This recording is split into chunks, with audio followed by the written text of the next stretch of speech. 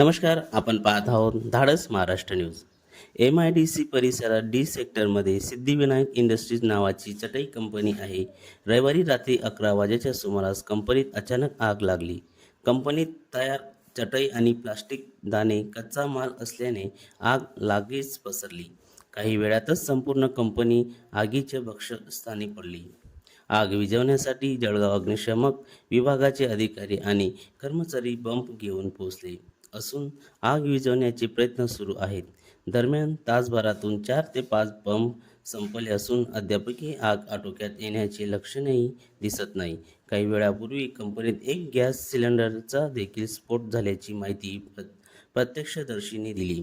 कोणत्याही अनुचित प्रकार घडू नये यासाठी उपविभागीय पोलीस अधिकारी संदीप गावित, MIDC पोलीस ठाण्याचे निरीक्षक संदीप पाटील यांच्यासह कर्मचारी लक्ष ठेवून आहेत.